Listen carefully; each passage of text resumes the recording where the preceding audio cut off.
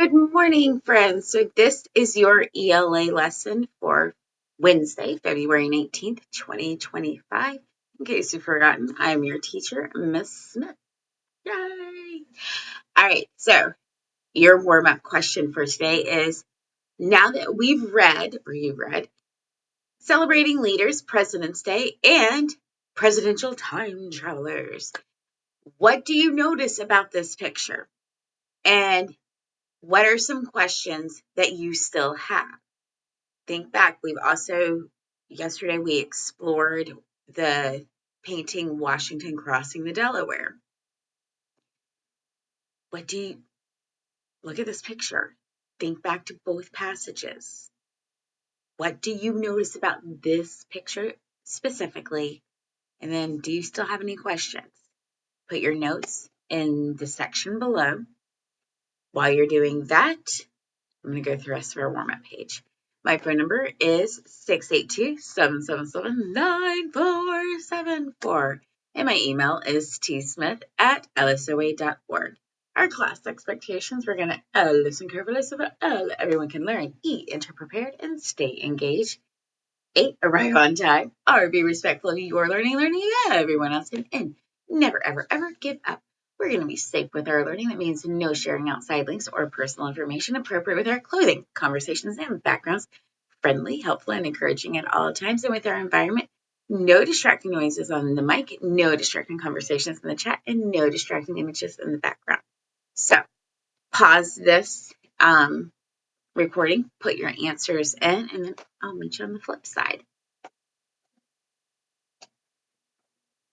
So today we are continuing to analyze and infer the information in the passage that we're reading so that we can understand what the author's purpose is, and then use evidence from that passage to explain our thought process.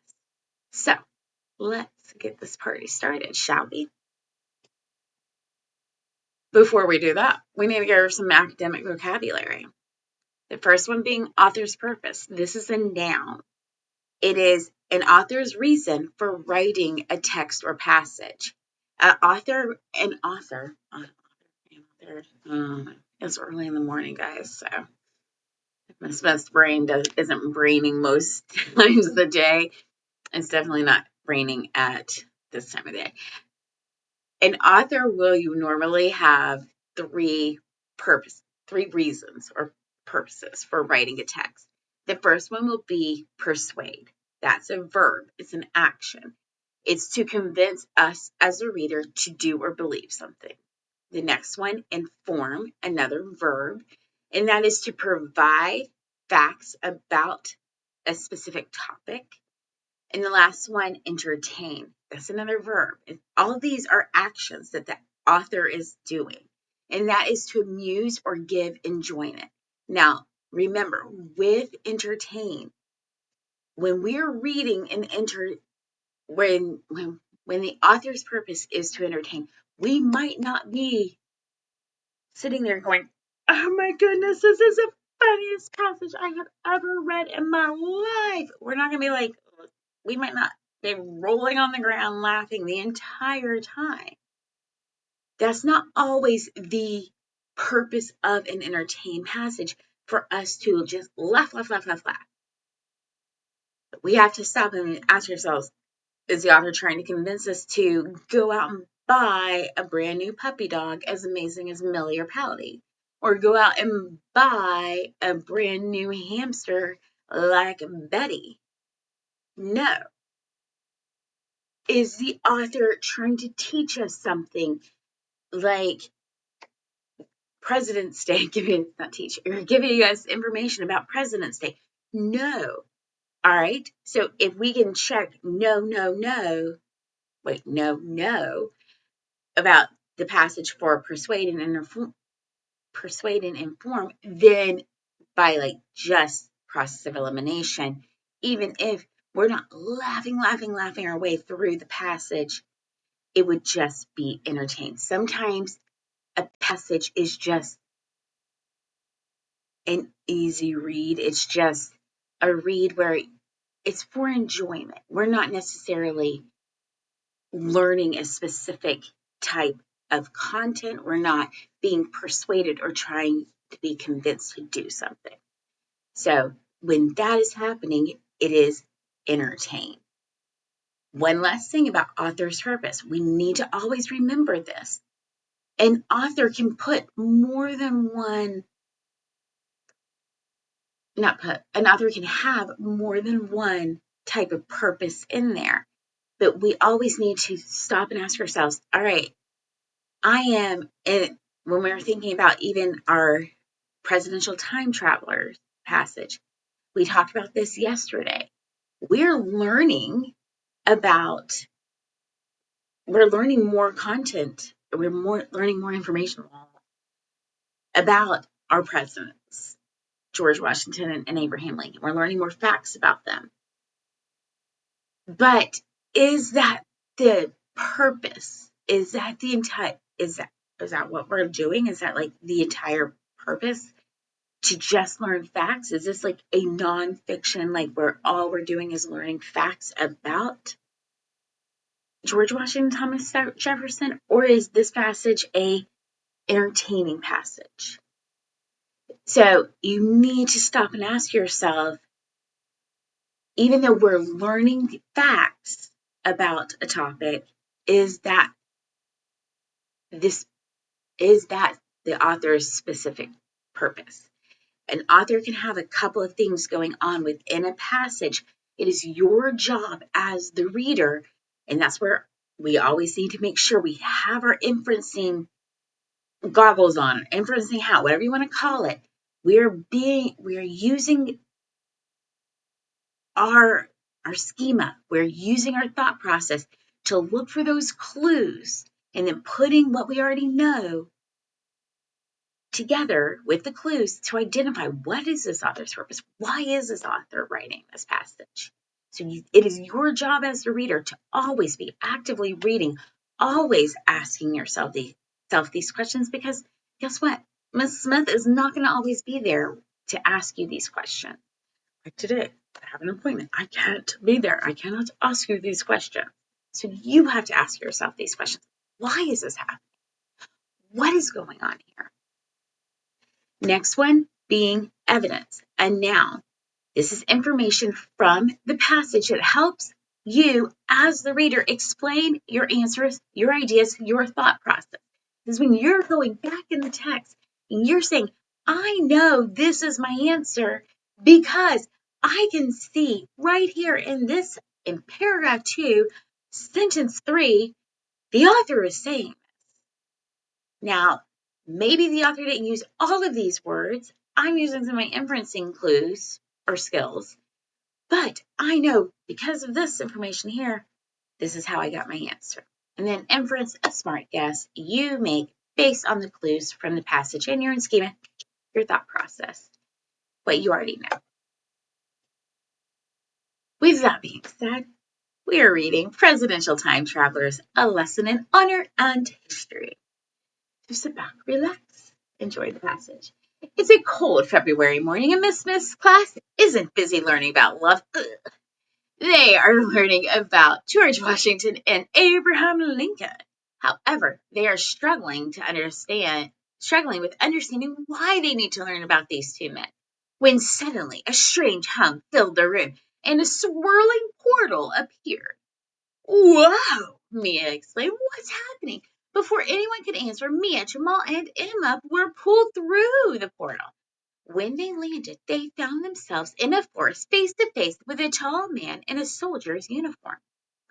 Hello, I am George Washington, the man said, smiling kindly. You seem lost. Mia's jaw dropped.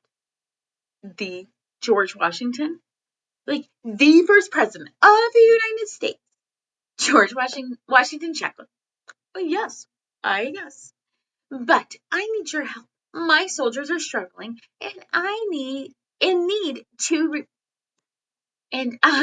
remind them why their fight for freedom is critical. Jamal said, we learned about honor in class. Maybe we can remind your soldiers they're fighting for freedom. Washington nodded, great idea. At camp, the kids demonstrated how thankful they were to the soldiers for their sacrifices, inspiring them with hope for a brighter future. The soldiers were inspired and cheered. Before they could celebrate, the portal opened again, and the kids were whisked away. This time they landed in a log cabin where a tall man wearing a stovepipe hat greeted them. Abraham Lincoln? Emma gasped. That's me, he said. I'm preparing a speech to remind people why ending slavery is critical. But I'm nervous. Could you help? Sorry, I'm still struggling with the Abraham Lincoln voice. Mia remembered something they're learning in class. We can reflect on what makes your message so important. You're showing everyone that all people deserve freedom. Lincoln smiled. Wise idea. Let's work together. The kids helped Lincoln practice his speech, reflecting on his words and making sure his message was clear. When Lincoln finished, he said, Thank you, young friends. You've reminded me how important this is. The portal opened again one last time, pulling the kids back into the classroom. They looked around, realizing no time had passed. Was it real? Jamal asked. Miss Smith smiled mysteriously. What do you think? As the kids prepared to go home, they felt proud. They had helped two great leaders and learned an important lesson, learned the importance of honor, reflection, and demonstrating what's critical. This would be a President's Day they would never forget. So we have those 4 vocabulary words: critical, demonstrate, honor, and reflect. Yesterday, your exit ticket was to create a non-example sentence for those because we've already worked on creating our example sentences. And tomorrow we'll go over your non-example sentences. But critical, a noun, it's something that's very important or essential. My non-example sentence for that definition is Jamal forgot to bring his book to class. But it didn't matter because they weren't using it that day. So he didn't think it was critical or very important to bring that book. My example sentence was, George Washington and Abraham Lincoln played critical roles in American history, helping the country grow stronger and more united. Demonstrate, a verb, an action. To show respect or recognition for someone or something. My non-example sentence, Mia sat quietly, refusing to show the class how to solve the math problem. So she did not show recognition, so it wasn't respect, it was recognition for the class, or she did not demonstrate, she did not demonstrate her ability to solve the math problem. So she wasn't showing respect to the rest of the class whenever she was asked to solve the math problem. So she probably knew how to solve it, but she was like, no, I'm not helping you. I'm being a stingy McStingerson. I'm keeping my thought process to myself. All right, in my example sentence, students can demonstrate their respect for their leaders. They can show their respect for their leaders by participating in activities that teach about their achievements. Honor, a noun, to show respect or recognition for someone or something.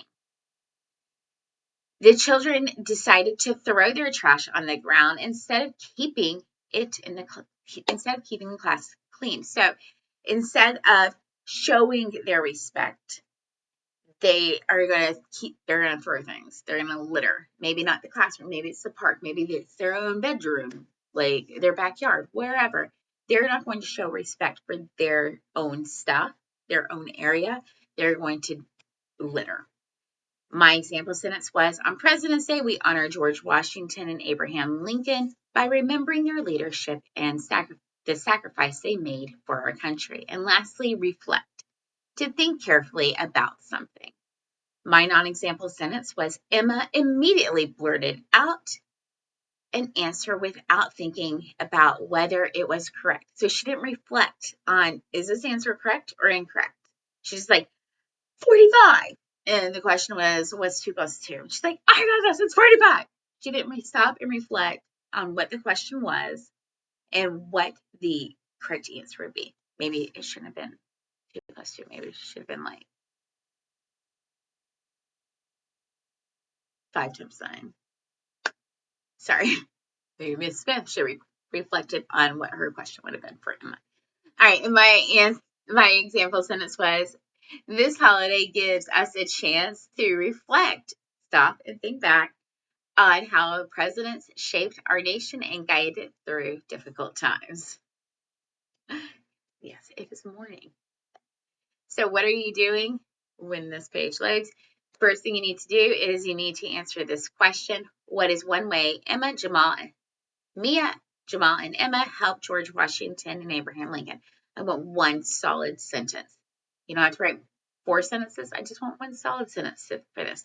If you don't want to write your sentence, you can do your recording. No images. That's on lockdown still. All right. And then you need to do your presidential time travelers, the 5 W's. Who was involved in this passage? Where did this passage happen? So you need to stop and ask yourself, okay, they went a couple of places. They were in the schoolroom. They went to the forest where George Washington was and his soldier, where George Washington and his soldiers were. They went to the log cabin where Abraham Lincoln was, and they went back to the classroom. Are all of these different locations the where? They were also in the portal. Think about that. What is the setting of this passage? You need to identify that setting. When did this happen? They're time travelers, guys. What's the setting? Is it the present? Is it the past? Ask yourself that question. Use your thought process. You might need to use some inferencing skills. What happened in this passage? Stop. Ask yourself, what's going on in this passage? That's where you're really going to need to. You're not writing an entire story about what happened. You're writing maybe 1 solid, maybe 2 solid sentences telling us what happened. And then lastly, why did this happen? That's where you're thinking about, what is the author's message? What did the author want us to learn in this passage? So fill that out. If you need to go back and look, you can always flip back in the passage and look, but you can also, in the instructions tab, passage is linked here as well. And then finally, this is your exit ticket. If you choose to accept it, you have to accept it. In this story, presidential time travelers Mia, Jamal, and Emma traveled back in time to help George Washington and Abraham Lincoln. Imagine you could travel back in time and meet a famous person from history. Who would you visit and how would you help them? So that is your ELA lesson for today. I look forward to reading it. Oh, with this, you need to use wrap to answer. Restate the question, answer the question, and then provide your reasoning.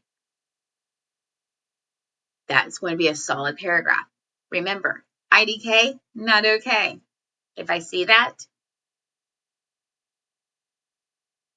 like, you can't do it. We'll have homeroom hangout. And if you do IDK, you're not invited. So based off of your responses, you give me a solid paragraph. You will be invited to homeroom hangout Thursday. Make sure that every sentence starts with a capital letter, ends with a punctuation mark. It could be a period, exclamation point, or question mark. But it starts with a capital letter, guys. Come on. We're in 3rd grade. We're wrapping up 3rd grade. Like, we're past Christmas. We're heading into spring break in a couple of days. Capital letters at the beginning of our sentences. Writing IDK, not okay. So let's go. You got this, Doodles and Apple Strudels. I love you all. I will see you tomorrow. Hasta to the pasta. Bye.